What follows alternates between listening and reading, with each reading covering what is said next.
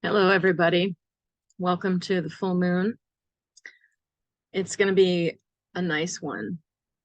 Now, the planets look a little complex in the chart. However, Pisces full moon, it's usually beautiful. It's beautiful.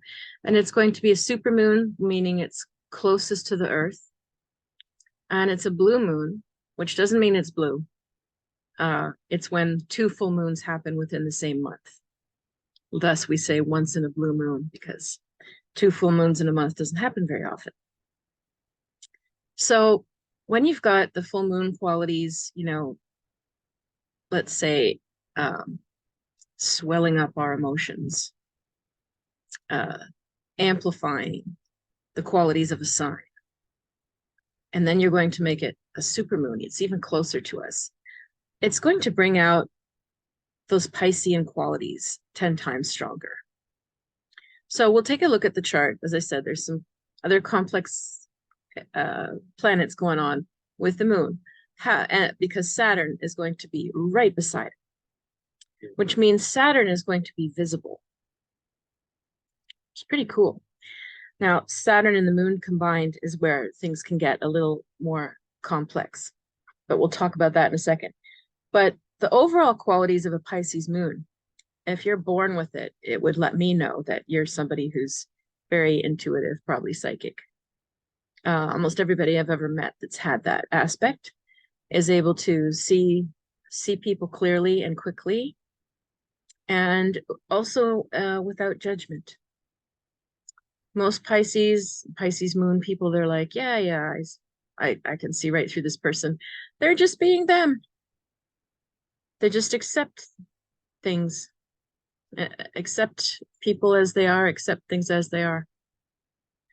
So what we'll probably be finding is more heightened emotion around compassion, more sensitivity and more awareness, more dreaming, more flashes of insight, sudden psychic moments, sudden, I don't know how, but I just know moments.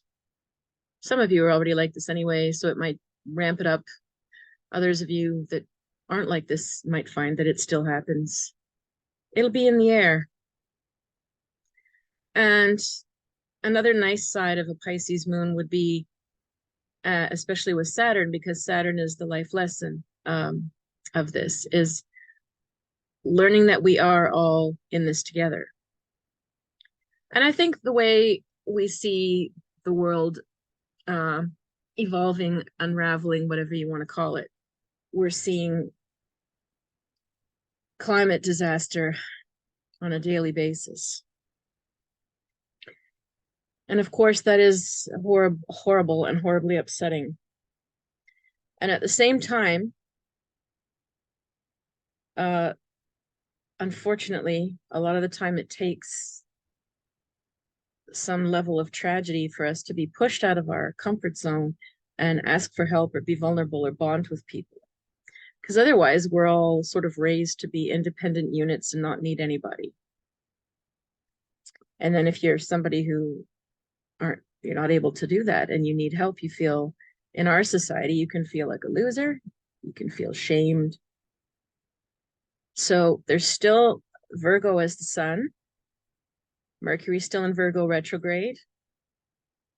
The judgment side is still there. The critique and judgment of a Virgo mind. And they're often not wrong. But it's not about being right or wrong. It's about recognizing that any of these things could happen to any of us. When you see these horrible fires just destroying entire villages out in the north, gets near Yellowknife and near Kelowna, near BC. How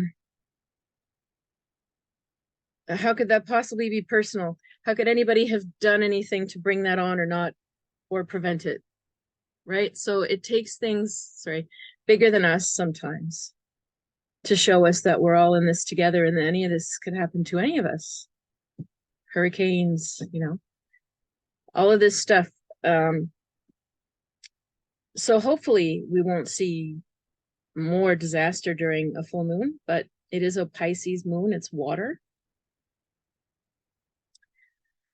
We need the water to put out the fires, but we're also seeing horrible flooding, like in California, and I'm sure other places, but that's just the one that strikes me right, the latest that I heard. And because we're more globally aware of what's going on and how one thing affects another, and weather systems are one way for us and another way when they change, and right, they're going to make the flood worse in California, but they're going to help put out the fires in British Columbia, if that's the way the weather pattern moves. But my point is that we're all more aware of this now than ever before, how we're not living in little isolated pockets. We're all affected by everything. And so a Pisces moon could really, and especially Saturn, could really heighten that awareness. So you might feel that with any aspect of life. It doesn't have to be a natural disaster. It could, you might realize, you know, everybody has pain in their lives. Everybody has times of feast or famine. Everybody has accomplishments and then embarrassing moments. Everybody has grief. And everybody on some level has love. And it's, you know, letting that sink in, the universality is really the most important lesson of Saturn and Pisces over the next couple of years. So that you do have empathy and compassion for other people and are more willing to listen or help. Not save, unless you can, but listen or help, so that you don't feel so unique, so alone, so isolated. Isolation is a big problem for our mental health, and the pandemic just made that horrible. So take this time during this Pisces moon to really reflect on how we're all in this together. Yeah. So I have a few things to announce coming up. I finally have some concrete dates for teaching in the fall. First of all, I'm going to be pitching courses to McGill University. I'm going to do that today after I'm done this video, and they have to see how many people sign up, but I'm going to offer different topics, and they are open to the public, not just to McGill students. So if you want to connect with me and find out about those courses, you can go to mcgill.ca, SSMU, or you can just follow me on Facebook. It's the easiest thing. Clairvoyant Medium Catherine Allen on Facebook. And I'm going to put up all the announcements of courses there and the signups and stuff. And the other one that I'm very happy and excited about to announce is I'm going to be teaching with École Setsuko, which is a healing school in Montreal near Vendôme Metro. And they teach Chinese medicine, shiatsu, acupressure, stuff like that, massage therapy. And I'm going to be teaching an intensive course and then a 7-week series on the chakras. 1 week per chakra, understanding what it is, movements, sounds, tastes, smells, everything that chakra encompasses and the emotions of it. And we're going to rebalance and see what comes up around each chakra for you. It's really, I did this many years ago with a friend of mine, and they were really beautiful workshops. And they will be 3-hour workshop per chakra. So it's in depth. So if you're interested in that, again, I can put the link to the school in the comments. It hasn't been put up on the website yet, but this is coming. So again, best bet is follow me on Facebook, where I announce it, or sign up for my newsletter on my website, river-rain.com. What's the other thing? Yes, I'm offering a couple of new services. So just rolling with the times and what I just see over time people want. So I'll still be doing my usual, but I'm going to add what I'm going to call pure tarot reading on there, meaning I'm not channeling. It's just all about the tarot. So when I do the reading, it would be more like what you see on these videos, where if I give you a pure tarot reading, it'll be all what the cards say, and you'll see the card and I'll describe the card, and you get to see it as I'm doing the reading. It's hard to explain why these functions are different, but they're quite different. So that'll be on there. And I'm also going to be offering more coaching and wellness options, because what I've found all my life, honestly, but more and more, is that readings are a gateway to something deeper. So you can have a reading and we can see what we see, and then it's sort of left off, like you're sort of left dangling to process that and just wait to see what happens. And a lot of the time, it's actually unlocked something that maybe you want to unpack, or you want to still talk about. And I've never really made it clear how to follow up and work together after that. So that's what the coaching and wellness will be about. If you have one extra question that you didn't have in your reading, well, there'll be an option to like add questions that we're missing, and that's still a reading.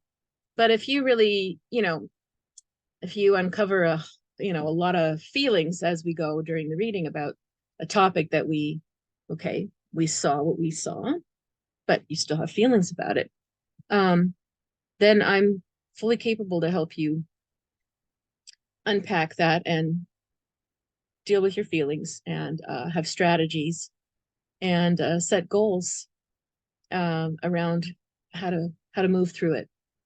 And I love doing that work. And I know a lot of people don't think psychics do healing work, but we do. And I'm some weird hybrid. So that's going to be coming on my website, which is not done yet, but it is coming. So, and if you're into it now, as you listen, you just message me and we can do it. And the very last thing, saving the best to last, is I have a new book coming out, which will be out September 10th, God willing. My editor said September 10th. And it is called Divination Rules. And there's 100 different rules about how you use all kinds of things for divination. Plus, some of the rules are ethics. But a lot of them are very specific things about how to use, certain astrology things, certain tea leaf reading, gemstones, divination with things in nature, like cloud formations, trees, animals and birds that show up, everything. So I'm excited to see what the book looks like. I haven't seen the cover or the illustrations, but it's going to be illustrated. My publisher, Sterling Ethos, is always does a beautiful job on these books. So I'm excited. So when the book comes out and I have it in my hands, I'll definitely do an extra video. And we're going to have fun with that. All right, without further ado, let's get to the chart.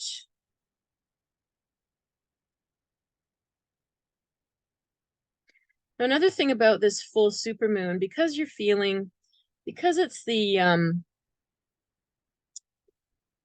maybe partly because it's in Pisces, but partly because it's so close to the earth, you might be really feeling tired. A lot of people are telling me that.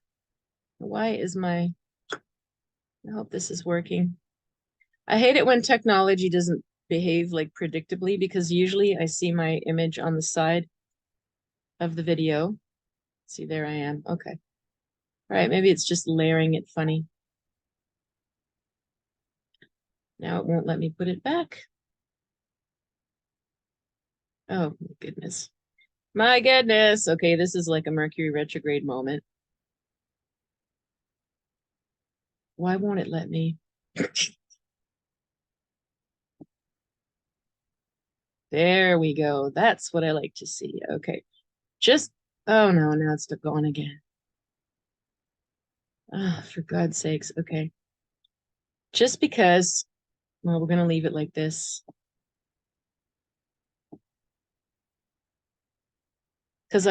Oh my goodness, what's going on today? No. Okay, this is really Mercury retrograde. All right, can we just please let me show the chart. Oh my God. Is it squashed? It's a bit squashed. There. Now. There. All right. Not touching anything. Okay. No, I just hate when it doesn't show the video besides, because maybe then I'm speaking in vain and the recording isn't working. Do you know? All right. Well, you're going to see more of these Mercury retrograde moments. I mean, if you haven't had some of your own already, like, it's retrograde until the 15th of September, folks. So we've only just begun. Yeah. So what that means is you want to make doubly, triply clear if it's something really important with instructions, if it's something legal, if it's something that requires a lot of details and you're signing off on it, just really be extra clear with your communications while Mercury's retrograde. And it's not always, it's not like Mercury is exerting some sort of, onto the world. It's more just that the retrogrades just seem to make, and it's actually an illusion of a retrograde. It's not actually going backwards. It's just that it's sort of stations and stops. It's sort of like, well, I'm not driving on the road. Oh, let's stop. But the other planets are still moving. So it seems to give this illusion that it's going backwards for a bit as the others pass it by, and then, okay, it's going to join and go back on its merry way. So it's sort of like a weird pit stop feeling. And it basically just makes us more introspective and therefore less present. And it's because we're less present of mind that we could make these mistakes. But sometimes the Mercury retrograde really does have weird stuff going on with technology where your computers go strange. So, all right, let's take a look now at this chart. So you can see what I mean about a bit of complexity when you look at the aspect lines. If you've been following my other videos, you know that some certainly don't look like this. When you see a lot of red lines crisscrossing, there's a lot of oppositions and squares, means there's a lot of tension. A lot of blue lines is where things are in harmony and flow. And when you get like perfect triangles like this, it's a grand water trine. Actually, in this case, it's a grand earth trine. But when you get a grand trine, then that means that whether you try or not, those energies are just in harmony. So they're the ones that are working for us the best. And in this case, it's earth. So that means, again, getting a lot of things done practically and tangibly, physical stuff, not being in your head or always in your emotions. Like, it's really like get her done, physical work, tasks, your physical body, tangible things. Make a list. I can write it down. I can see it. But let's start with our moon here. So you see how it's 7 degrees Pisces and Saturn's at 3. So they're conjunct. So as I mentioned at the beginning of the video, what the lessons of Saturn and Pisces are, and then the moon in Pisces is there. It's going to make it a little lighter in one way. Those Pisces energies of compassion are going to run really strong. And of course, with Saturn there, because it's the life lesson, we're going to see a lot of people who will have great difficulty accessing or showing their compassion. As I mentioned, the judgment side, critical side is there because the sun is also in Virgo. And Mercury's not really squaring that. It's opposing Neptune, which in Pisces, which is still I just can't even explain. Okay, so Virgo and Pisces are mutable signs, meaning they're already sort of like, oh, you're doing this? Okay, so I'll do that. Okay, let's adapt. They're mutable, they're adaptable, they're not fixed, they're not clear, they're not leading, they're following, they're going with the flow. Now we all think that's great, and sometimes it is, but sometimes it can create chaos and scatter and really be like wishy-washy too.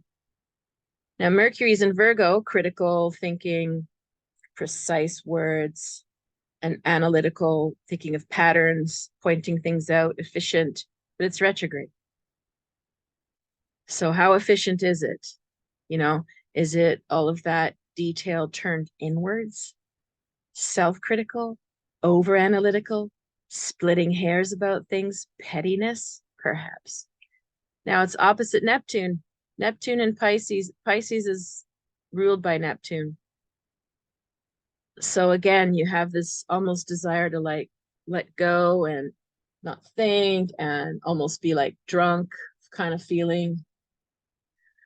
And Mercury in Virgo is sort of afflicted because it's retrograde and now they're opposing each other. Your mind might be really fuzzy. Sorry to say. So once again, if you got to get down to business with something, if you've got to prep stuff for fall, you got to fill out paperwork and stuff, be extra careful because the mind is really fuzzy, foggy. Now, this can be fun, like this energy in other ways, because we can't always be on, you know, we can't always be like hyper intellectual and analytical and precise. Sometimes we need to just be off radar, zoned out, chilling out, feeling the vibe, feeling the music, don't care about planning it. We need that. But as I said, we're getting back into fall, and most of us are going back into school mode, or you've got to finish up stuff that you've got to get done that's rock and roll, that's pressing for fall, winter, because, you know, summer's ending and we all feel it. So the foggy minded, fuzzy mind, feeling emotional is really strong. And that might make it really easy, much easier to bond with people, to have, you know, amazing connection moments. It could also make it like you could have little meltdowns. You might have some healing breakthroughs, maybe, you know, when your analytical mind is just fried and it's not working so well, now the feelings have room, don't they? If you stop trying to name everything and just feel it. So a lot of people don't like hearing that. Feelings seem messy and uncomfortable, but it is healing. And the best way to go about that is to have compassion for other people if they have their little moments or meltdowns or insecurities, just like you might. And it's just to be supportive and also just to not be judgmental about yourself if you're having a moment too. So the next thing that we'll take a look at here is what is anything supporting the moon. And that's a no. So you've got the moon and Saturn stuck together, opposing the sun. And that's about that. Now, let's take a look at this because this gets more interesting. So what is supporting the sun, though? Well, we got Jupiter. And yeah, Jupiter. All right, so Jupiter's in Taurus still, and it supports the sun, and it's part of this whole grand Earth trine energy. So that supports, again, the critical analytical side, despite this brain fuzz.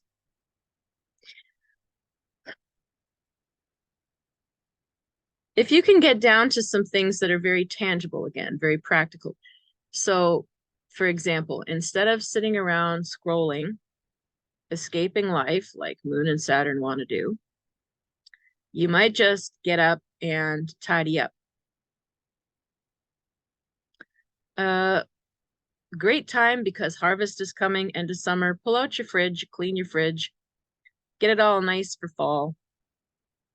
Instead of sort of spacing out, avoiding dinner. That's sort of the thing. Do something with your hands. Get something cleaned or fixed or moved out of the way. Go play in the garden. Go walk in the woods. Feel your physical body. You know, walk barefoot if you still can. Ground yourself. Enjoy all the markets, all the fresh produce that's coming, the harvests are coming in. Enjoy swimming, feeling the water, taking a bath. It's all the sensual, physical stuff that's working well. And it's actually a perfect message for the healing and the fuzzy and the spacing out, and the emotional, because the best way when you're feeling triggered, this isn't really a fight or flight thing when it's the moon and Saturn. To me, this would be more like a freeze or a shutdown. So like, if you don't feel comfortable, you feel emotional, or someone else is, things aren't going quite like you thought, and you're frustrated, whatever's triggering you, and you start to space out, or you start to shut down, or you're like numb, you don't know what you want, you can't think, can't decide. The best thing to do is to get back into your physical body. Like I said, take your shoes off, walk barefoot in the grass, put your feet in some warm water and then some cold water. Hot shower, cold shower. Even just sensual things like put some cream or lotion on your hands and just really feel them. It's coming back to your physical body that'll bring you out of that dorsal vagal state, that dissociative state. And it's really strong to me right now with this moon. And sometimes that state is needed as we allow old memories and flashes and feelings through, and grief and whatever we haven't been feeling. So it's normal if you feel a little spacey and you got the munchies, but we don't want to walk around feeling this way all the time. You know, if it's a temporary afternoon and something big came up and you can move through it and resolve it and talk to people about it, well, that's very healing. But if something triggers you and you start going, ooh, you know, you sort of leave your body in a way, and then you start whatever, escapism, scrolling, smoking, drinking, eating too much, whatever you do.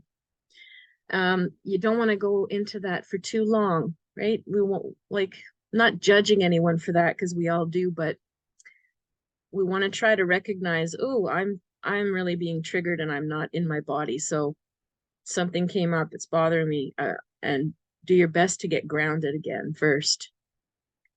So the message of the grand earth trine is quite strong for that. And it's not about sitting there overanalyzing it. It's about feeling it and doing something practical or tangible. Even if you're reading a book, instead of scrolling, read the book, touch the pages. You know, even that. All right. Now, the grand earth trine that I keep talking about consists of Uranus and Jupiter, which are pretty much together. They're like 8 degrees. It's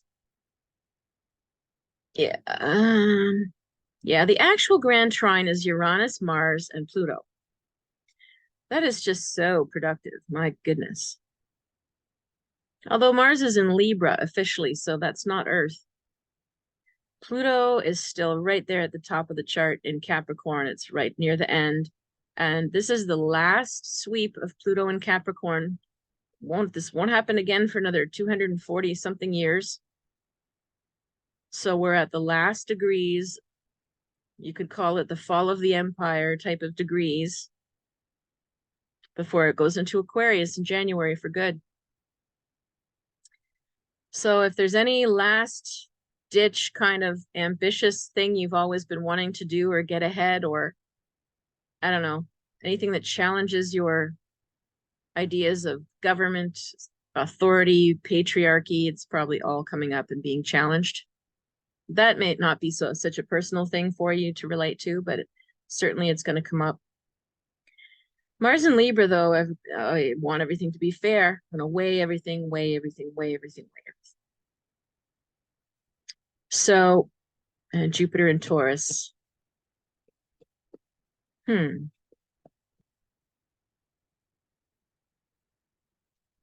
Yeah, it still has a nicer, lighter feeling to me, this trine. Uranus trine Mars could be really, you might suddenly act on something that you hadn't thought about. You might be spontaneous, maybe even impulsive, but you're going to act on something. So if something wells up in you and you just got to do it, and it's not something that's going to hurt you or somebody, then maybe you just got to go do it. Could be quite expressive. Lots of talking, lots and lots of talking this moon. Yeah, I think a lot of people are going to be opening up and talking and talking and talking and sharing, which is good. Now, yeah. Um, yeah, Mars doesn't quite connect to that Jupiter. As you can see, it's a little confusing down here where the triangle is. But the grand trine is Uranus, Mars, and Pluto. But Mercury, it's still in the ballpark to make a trine to Pluto as well. That's very strong for, again, being overly ambitious. And then Mercury makes a good aspect here to Jupiter. Again, Jupiter expands whatever it touches. So, and we're in that time of year, over planning, overdoing, overthinking, lots of things, things to do. But as I mentioned, the mental energy is fuzzy because it's retrograde and Pisces is opposing it. So we're in a bit of a tear between, this ambitious, organized side of us and the side that just doesn't want summer to be over, wants to space out some more for a little while longer. It's like the workaholic and the playing hooky. All right, let's move on to some other aspects that are going on here. So we've got Venus down here in Leo. Venus in Leo is going to demand what it wants. It's going to enter the room and here I am, world. Love me. Aren't I great? Yeah, and I look good too. Very passionate, dramatic and theatrical. Sometimes. Other times, absolutely bold, gutsy, sexy. Now, is anything supporting Venus? No, not really. Chiron, Chiron's not supportive. So you see the blue line? Venus and Chiron working together. Not pretty. Chiron and Aries is somebody that has trouble with feeling a sense of who they are. Like, who am I? They could be overly self-centered and selfish. That would be one extreme. But a lot of people would be more like not having a sense of themselves with that aspect. And so when you mix like, I need attention, here I am, I'm so passionate about what I love, look at me, with, oh, but I don't know who I am. Oh, please see me for who I am. Please.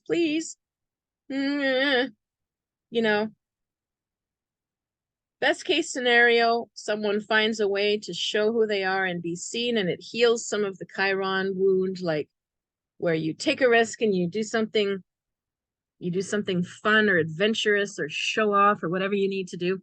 And best case scenario, it goes well.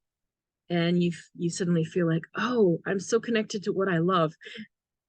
Now I see who I am. And people saw me for who I am. And it's like, lovely awakening moment. But the more likely one, since most people are unconscious, the more likely one would be sort of messy displays of emotion, over the top, dramatics.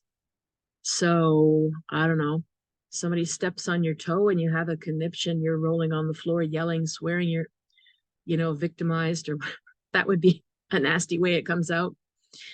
Could also be just somebody trying to get attention in a way that it's like, ooh, cringe, that didn't go well.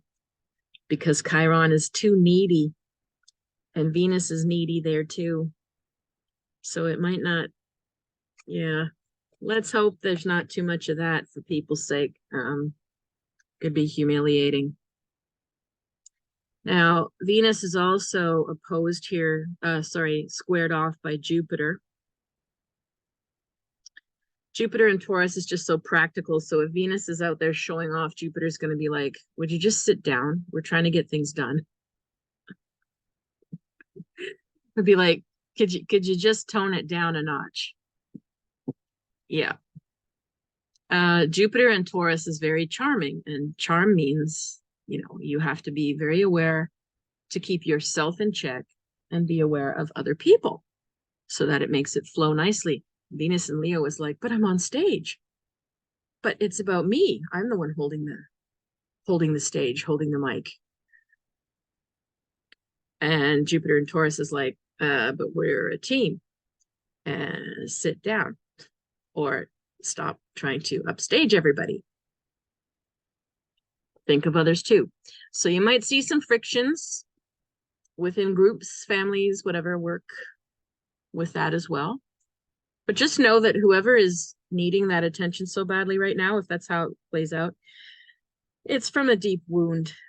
And again, try to really have a lot of compassion and patience for these people. Not always easy, but that's really what they need. And the fact that Chiron is also in the 12th house means that whatever comes out awkwardly or badly is really not conscious either. So it could really reveal an underlying wound that the person isn't even aware that they had. Yeah. The North Node is close by, also in Aries, in the 12th house. So there's something in the air about uncovering all these layers where you've maybe buried yourself, and you need to step out and be yourself. Like, I just gotta be me and take a bold risk. But the thing with, because it's near Chiron and in the house of the unconscious, it's not like you plan it and you go, you know what, I've always needed to be affirmed on this, so I think I'm gonna make sure that I go and do some public speaking, because if I share my story in this particular venue, I think it'll be really affirming for me, for my process. Not with these planets. This is more like you're out at a party and you just spill, or something triggers you out of the blue. You could be in the grocery store and you lose it emotionally because something old is coming up.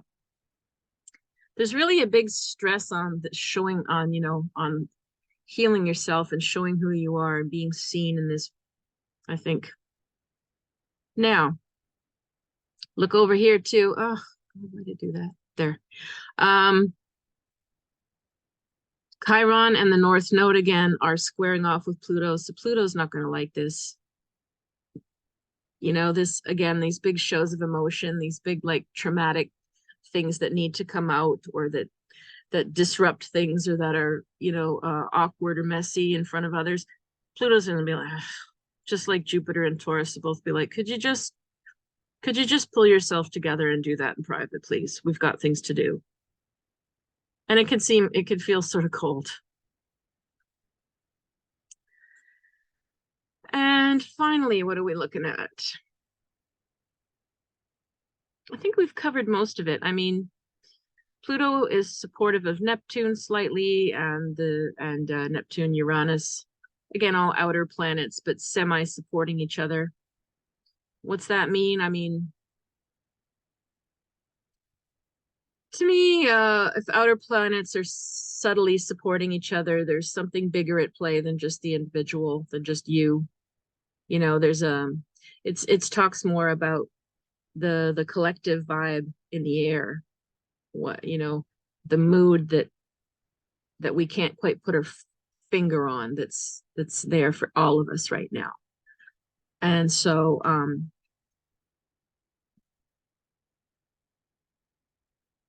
yeah, it's really emphasizing to give yourself a lot of space and compassion to let some old wounds and feelings and self-expression come up. You need to, try to be around, like, a safe environment, people you feel very safe with over the full moon, so that if anything does come up, that you're in the right environment for it to happen. All right, let's take a look at the tarot see if that clarifies anything more. All right, just going to burn a little bit of my sage.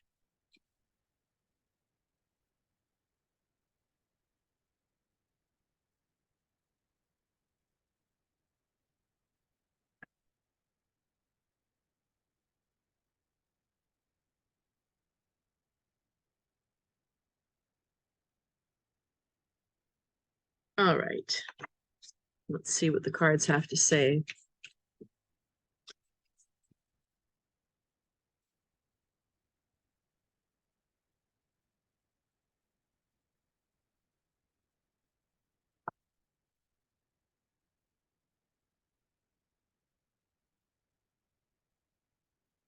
So the first card is Two of Pentacles, the infinity symbol, the snake, Jupiter in Capricorn.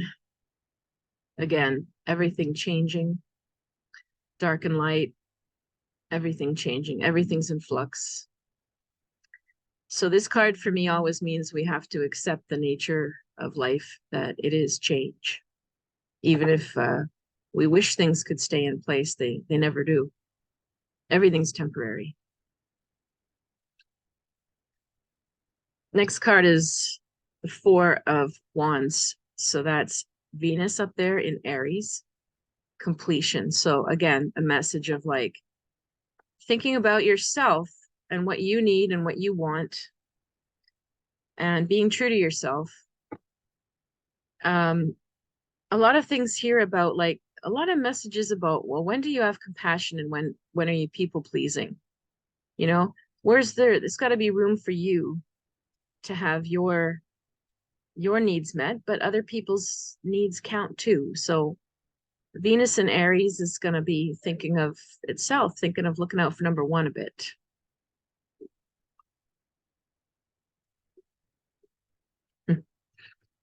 All right, the Seven of Swords. This is a Moon in Aquarius card, futility. This is usually for me a card of walking away from something, moving on, letting go. Just isn't worth it. You know, futility says it all to me. Moon in Aquarius is also like just detached, very detached emotionally. So it's just sort of like turn the taps off inside and walk away from something that isn't working for you. And the Sage is just taken over, burning, burning, burning here. Okay, let me just tame this. Guess we need a lot of cleansing this moon because usually my Sage doesn't do that. All right, the next card. Oh, the Tower. How interesting as all of this Sage is burning. I don't like that. So you know what? Futility and the Tower. Whatever you decide to walk away from or no more and it ever again kind of feeling, it could be so many things. You know, you might just say, that's it, I'm quitting smoking. You're walking away, the Tower, crash and burn, something's over. It could be certain things you don't want to tolerate anymore. You know what? If people keep, I don't know, for me, people keep interrupting and talking over me all the time. You know what? I'm just going to walk away from that. I'm going to leave the conversation instead of struggling or trying to fix it or get my word in or tell people, could you let me finish? You know, maybe I've just had enough. I'm just going to say, no, I'm done. I'm done trying so hard with that. You know, obviously this could play out in other ways too that might not be so fun, but obviously not for everybody, but for some. There's like, you know, there's a walking away and that there's like, it's a transformation card, but it's through like, you have to let something crumble and leave your life to be liberated from it. It can even be just like giving up on a car that isn't working and selling it. Just let it go. And now, okay, maybe you're carless. It's not sometimes fun to go through, but maybe you feel actually more free after you've don't have this clunker around or something that was never, it's always got something to fix. So it's that kind of feeling. See, and it's followed by abundance. So whatever you're deciding that you've had no more of and that's done, it's going to be followed by a really good feeling. Yeah, it's Mercury in Cancer. You're going to feel very secure and affirmed and like, oh yes, I did the right thing. You feel so much more relaxed and relieved. And it looks like the Tower brings something good in its place. You know, other opportunities or situations can arise when one right? Literally one door opens or one thing crashes and burns, another one shows up. And very nice. We've got the Eight of Pentacles after that. So slow, steady, prodigious growth, like a plant that just grows and grows slowly and strong and balanced. So it's a Virgo card, Sun in Virgo. So it's like, you know, in a healthy way, balancing things, being methodical, planning things a bit without being overly OCD about it all. It's very nice with abundance and growth. And the next card is worrying. I'm not even going to indulge that. We all know what worrying is about. So worry is just part of planning things and looking to the future and going into fall and knowing winter's coming or whatever's going on. But try not to worry too much here. Queen of Swords. Well, the worrier could be, the Queen of Swords here. If there's someone in your life, you might be worried about her, or she might be a worrier. But she's usually pretty emotionally detached, a bit severe, very smart, a bit cold. But deep down, maybe she's worrying if this is someone close to you. And then we've got the Empress. That's very nice. So, the Empress is like the ultimate mother kind of person. This is the person that you're gonna go, if you have any difficult moments this weekend, this week with them at full moon, maybe you're gonna go to this person for a hug. Like I said, find the safe people, find the kind, patient people that aren't judging, not somebody who's going to analyze, criticize, critique, worry, project. This is tricky stuff, I know, because sometimes the people closest to us are the ones that are doing that. But try to seek out the nurturing people during this full moon. So I thought about this earlier, but even before the video today, what was I going to do is the question for everybody. And I think what I want to do is talk about how can you be more compassionate towards yourself right now? Sorry, I'm just going to get better light and wind. The breeze. All right. Yeah, what would be the best way for you to be more compassionate to yourself right now?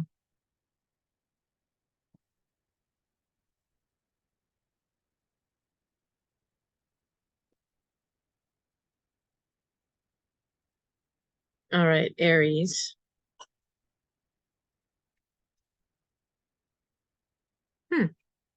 Well, you've got a very Aries card. Princess of Wands, that's pure Aries. You can even see, if you look at her head, you've got the ram's horns. It even looks like the sign of Aries, the symbol. And she's floating into the flame with her wand. And this sort of unconscious tiger is like around her neck. And we can't tell whether she's going to leap so hard that the tiger comes with her or whether the tiger will drag her down. So there's something here about maybe compassion for your own nature, accepting yourself more for who you are, and that is like usually a risk-taking person or a bold person or somebody who's going to leap before thinking. Somebody who needs to do stuff that's a bit wild and crazy to others. They don't understand it, but you need to do it. So yeah, I would say that would be where you need the most self-compassion is, which tells me maybe you're about to do something or you express something that isn't as popular with people as you thought, or people might be misunderstanding you. So your self-compassion is accepting and forgiving yourself that this is who you are, whether it's understood or not. Taurus.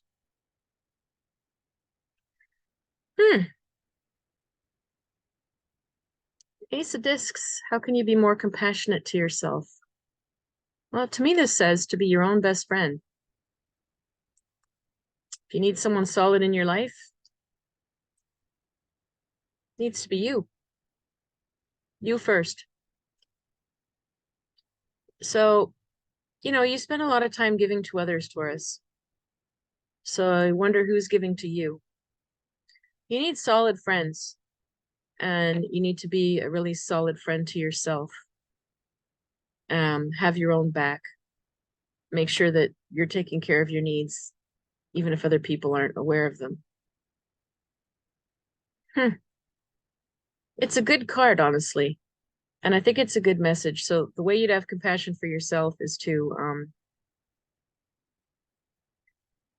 think about whatever situation you're in and say, well, if I had like a best friend who was going to do for me what I do for them, what action would I take for myself right now?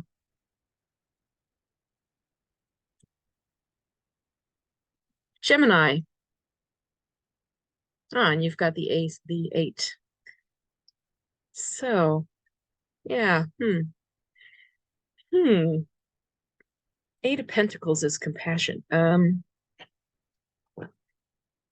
would say to me, because of your nature of like wanting to do it all at once, like multiple things all at once and spreading yourself thin, sometimes scattering things, that the way to be more compassionate might be to lay things out um sort of like this, map things out and see how much can you handle on your plate and still enjoy it and still feel like you'll do a good job.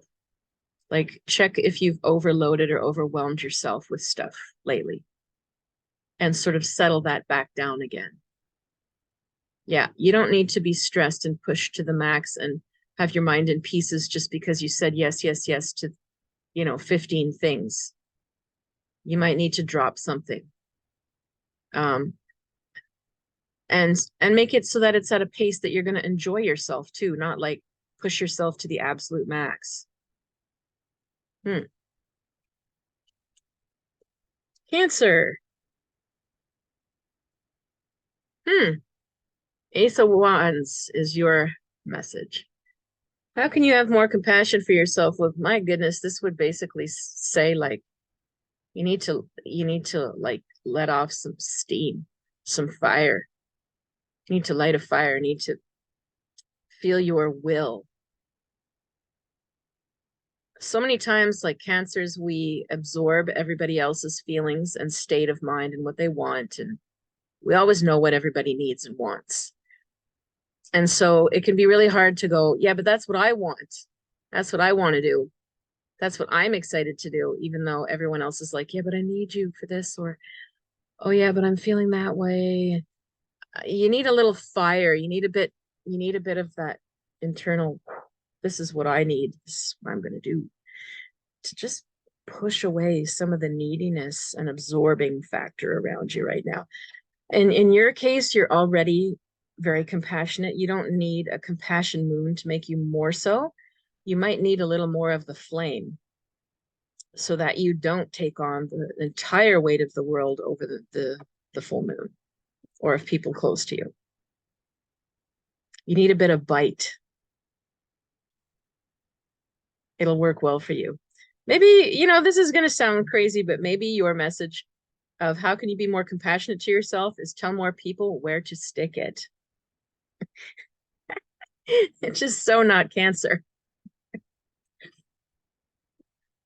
All right. Leo. And you've got the sun.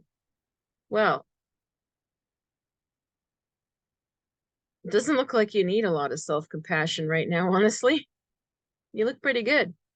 If anything, maybe it would be your inner child side. So, yeah, some of the stuff that comes up during this full moon might activate childhood things. Doesn't mean in a bad way. Maybe there's some nostalgia, some playfulness, some memories of childhood, some people you miss or some activities you miss doing.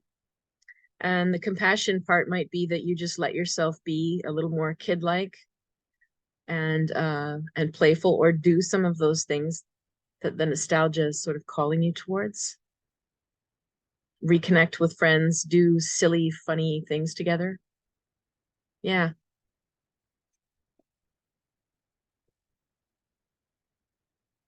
All right, Virgos, happy birthday. The Emperor.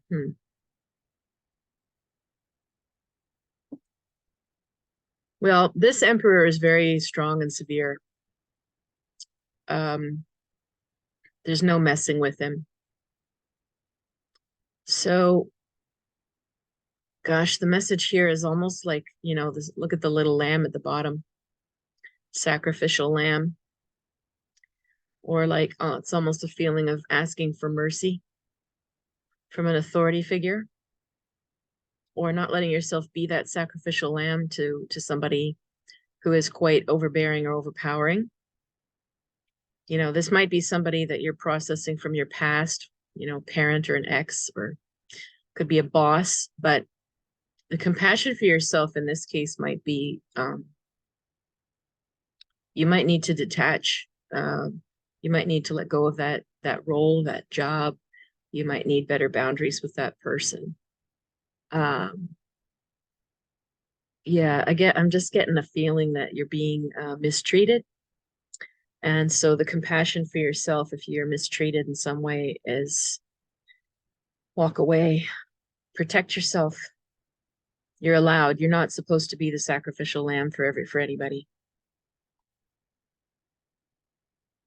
All right, Libras.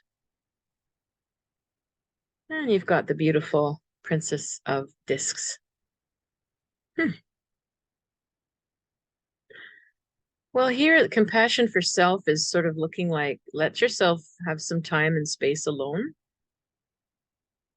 She's alone in the forest and she's doing some sort of, looks like a ritual. She's pointing her wand downwards. Maybe she's standing before a fire because she looks like she's all lit in the front.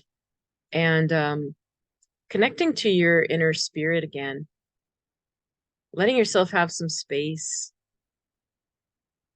And yeah, she needs some space and time to simmer on something or to go deeper with something. Yeah, I'm getting a nice peaceful feeling come over me.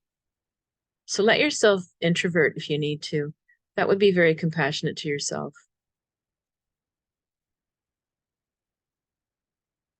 All right, Scorpios. Okay, you've got the Eon or the Judgment card. So you're on the precipice of some big decisions, some maybe major final type decisions, going to the next step, no going back kind of moment. So compassion for yourself there would be, to recognize, okay, maybe I need a bit of space, maybe I need a bit of cocoon. Maybe there's certain people or activities I just can't be around while I'm negotiating this huge step. Give yourself the right conditions to be able to make the step, to complete it, to actually decide it and walk through to the next level or declare something or, because in this deck, it's not the Judgment, it's the Eon. And it represents, instead of a God judging you from on high, it's a moment where you step out before God and say, this is what I'm doing. This is where I stand. And you hold to it. So it takes confidence and courage to get to these moments. And it's got to be really important or you wouldn't do it. So there's something like that you're navigating. And the compassion, like I said, would be to give yourself the right environment and people and cocoon parameters so that you can do the step and not like prolong it and delay it anymore either. It's a feeling I get. Feels overdue. All right. Sagittarius. So you've got the King of Swords. Well, it might be you, might be somebody next to you, but it's usually somebody who's like really clever and smart and dashing in too fast and taking over. Sometimes just like really sort of so ambitious and quick that it can be impressive, or it can like railroad people or steamroll people, other people around them. So if this is you and you're the one sort of diving in and dashing in and excited and taking over the project or whatever, or dominating the verbal space, you might want to pull back and give some other people some room. And then the compassion, and if that's the scenario, to me, would be you got to forgive yourself for why you do that. You got to figure out, why do I do that? What is it I'm trying to prove, or what need am I trying to meet when I do that? And give yourself some slack and forgive yourself for why. And if you someone in your midst who's doing that, you'd need to have a lot of patience and talk to them in a different way, because this person could get very annoying. Like they can trigger a lot of people's anger. And yeah, it's all in how you say things to people. So if this guy, let's say, or it could be a woman still, this person who's just like swooping in and that's all right, I got it. No, no, I'll do it. No, no, I'm on that already. Yeah, yeah, I already called the people I want, whatever. They're just, whoa, okay, what happened to the teamwork, or what happened to what we need as well? If you're around that kind of person, they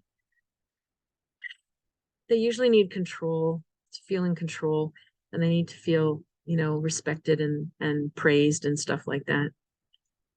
So it's a slippery slope, because if this is somebody who's narcissistic and you start doing that, then you can create a monster. But if it's somebody that, is overall a good person and they just seem to be like acting this way out of character, they need some validation to calm things down. All right, Capricorns. You got the death card.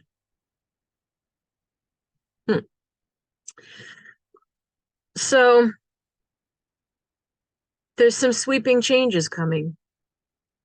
There's some surprises.